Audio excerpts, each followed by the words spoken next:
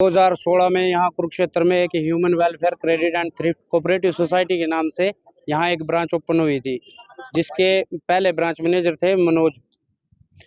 तो उन्होंने कुछ टाइम तक किया, उन पे चली नहीं चली। उसके बाद जिस सोन गर्ग ने इसको संभाला था 2019 में। 2019 में जब उन्होंने ये कार्यभार संभाला तो उसके बाद हम लोगों को जोड़ा गया इसके अंदर। इसमें सेम यही काम था जो पोस्ट ऑफिस में काम किया जावा, मान लो डाकखाने का जो भी काम हुआ, RD, FD, MIP, बच्चों का सुकन्या योजना, ये सब काम थे इसमें। ये भारत सरकार कृषि मंत्रालय द्वारा रजिस्टर्ड की हुई थी, जिसको हमें दिखाया गया, और हर चीज़ लीगल डॉक्यूमेंट थी इसमें। जैसे कि एक ATM मशीन भी थी जो ह्यूमन के नाम से थी। फेडरल बैंक के साथ इनके डेबिट कार्ड का टाई अप था, तो कोई भी अपना पैसा आसानी से उससे निकलवा सकता है, किसी भी बैंक का डेबिट कार्ड हो। और इसके अलावा जब ये सोन गर्ग जी इसमें काम कर रहे थे और हम भी इसमें काम कर रहे थे, तो इसके साथ इन्होंने एक पर्सनल अपनी स्कीम भी चलाई हुई थी जो लोगों से पैसे लेती थी सोसाइटी के बेस पे। कहने का मतलब बेस पे था, लेकिन लेती थी पर्सनल तौर पे। जैसे सोन गर्ग अपना पर्सनल पैसा ले लेता है, लेता था ऐसे, जैसे 1 लाख रुपया आपने दिए उनको, तो 1,40,000 रुपये उसमें साल में देने थे वो, और उसको वो 2,000 रुपये किस्त के हिसाब से उसमें जमा करवाए या 10,000 रुपये के हिसाब से जमा करवाए। उसको साल का पूरा डाटा उस कॉपी में करना होता था। अपने से तो पहले 1 लाख रुपया ले लिया, 1 लाख ले लिया, 1,10,000 ले लिया, 2 लाख ले लिया, 5 लाख ले लिया, ऐसे करके वो अपनी स्कीम अलग से चलाता था। तो 2024 में 3 दिसंबर को ये सोसाइटी चली जाती है जी। अब जाने का कारण तो हमें पता नहीं है, किसने इसमें क्या किया, फ्रॉड किया, इन्हीं लोगों के करे हुए फ्रॉड थे जी ये। तो जिसके कारण से सोसाइटी चली गई।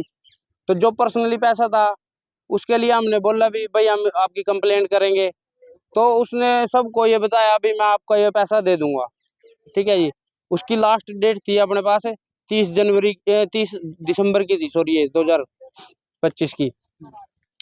तो 30 दिसंबर आने से पहले पहले वो नवंबर में ही कहीं नौकरी का चांस दे गया, मैं चले गया भाई, मेरे को बाहर नौकरी करनी है, मेरे को भी अपने बच्चे पालने हैं। मैंने क्या भाई चलो ठीक है, कर लो नौकरी, कोई बात नहीं। लेकिन कुछ टाइम बाद हमने पता लगा, जब ये 28-29 तारीख ना, कि उसका सारा परिवार भी वहां से चला गया है, जब लोगों का पैसा देने का समय आया नजदीक। तो ऐसे पता चला कहाँ गया जी? वैसे तो कुछ पता नहीं चल रहा। कोई कह रहा है भाई गुजरात है, अहमदाबाद है, और दोनों फोन नंबर थे उसके, दोनों वो बंद पड़े हैं। कितना पैसा और कितने लोग? जो सोसाइटी के अंदर पैसा है जी, वो टोटली 40 करोड़ रुपया जी। अब इस सोनगढ़ की जो ब्रांच थी, सोनगढ़ की ब्रांच के अंदर डांड की ब्रांच भी आवा जी, और शाहबाद वाली ब्रांच भी सोनगढ़ के अंडर में थी। कितने तो लोग? इनका सबका मिलाकर टोटल 40 करोड़ रुपए गया है। और इसके अंदर स्कीम का अगर हम बात करें जो उसकी पर्सनली थी, वो लगभग 7 से 8 करोड़ रुपए की स्कीम थी। तो अभी आज कहाँ आप शिकायत देने के लिए पहुंचे हैं? कहाँ? आज हम SP ऑफिस में आए हैं जी, DC साहब को भी देंगे। तो हमारा यही है कि जब तक इनका समाधान ना हो, एक तो उसको जहाँ भी है, वो जहाँ कहीं भी है इंडिया में है, उसको उठा के यहाँ लेके आया जाए जी, इन सभी लोगों का समाधान करवाया जाए। और दूसरी बात, उसकी जितनी भी पारिवारिक प्रॉपर्टी है उसको बेचने ना दिया जाए, कोई अन्य तथ्य उसको बेच दे तो ये भी नहीं हो।